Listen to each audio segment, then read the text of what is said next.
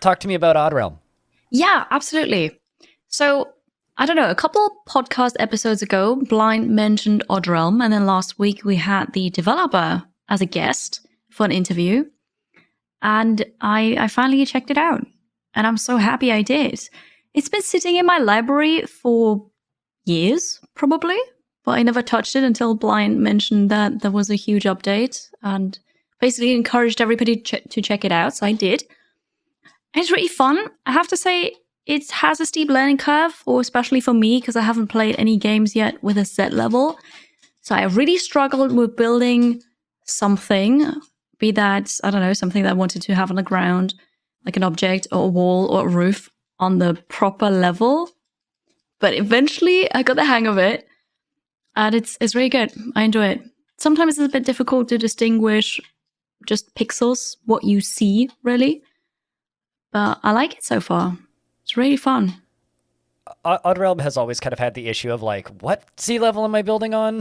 But like with this update, the developer did add in, or Waylon added in a few features. Like if you hold down Alt, it makes all of the other levels go opaque, black and white.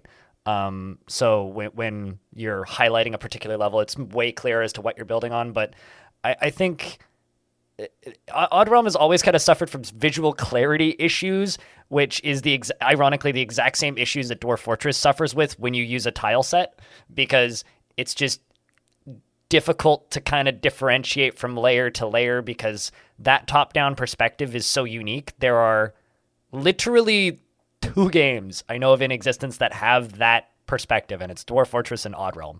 Mm-hmm. And it's outside of a few like single-player roguelikes that also have that perspective, but with that you're just controlling a single @ symbol, so it's a lot less ridiculous, I guess, when you're trying to build things. Like Angband has had that system, and that's been around since the 90s, and like there's a number of examples of older games that have that, but it's just the 2 games that kind of have the colony management plus the Z levels. But I'm glad that you're enjoying it. I mean, it is definitely not an easy game to learn.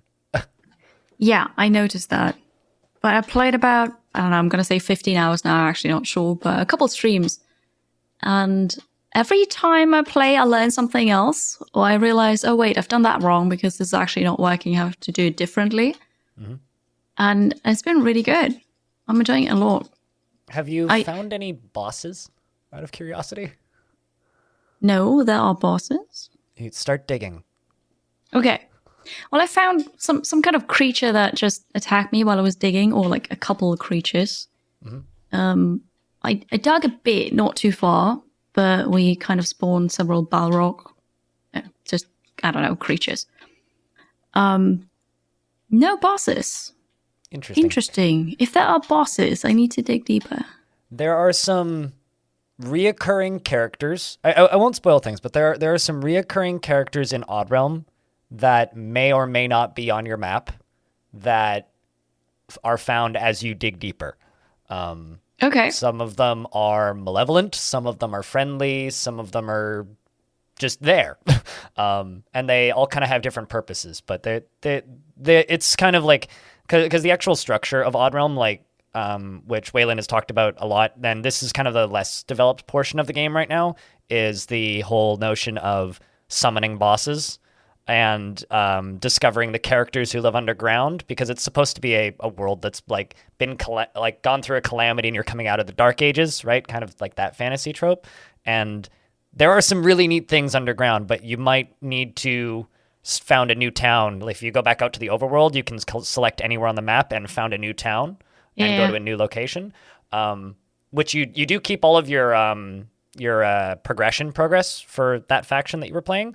So if you're playing humans and you go somewhere else, you'll still have your whole tech tree, so you can progress way quicker, even though you have a new set of people.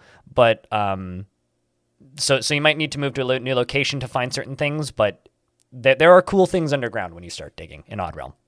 That's good to know. I haven't dug too much because I was mostly focused on what I can do on ground floor and higher. Like I made an apartment building, for example, with lots of just little rooms, just going high up, because I found that very fascinating. Yeah. You're building the wrong way. But Apparently, up you got to is also go nice. down. Building big Apparently, towers yes. is cool though. I'm going to do that. I've made it to the point in my current playthrough where I actually have kind of a lot of money, because there's like a point when especially when you start digging down and you start finding the more valuable resources, the traders show up with way more money to spend, so that they can buy your more valuable gear. And so I kind of have a lot of money, and the scaling of the invasions is definitely tied to the amount of money you have sitting in your vault, because you can make a stockpile and assign it as a vault where they just put all the money, which is real fun, just having like a room that's just piles and piles of gold. But I'm at the point now where I get attacked like 2 to 3 times a season with like 15 guys, and they come in from all angles. It's kind of neat watching them climb over the walls and stuff. It's fun. Yeah, so now I know I've got so much to do still. It's a pretty dense game for what it is. But yeah, but I'm enjoying it a lot. So thank you again for the recommendation.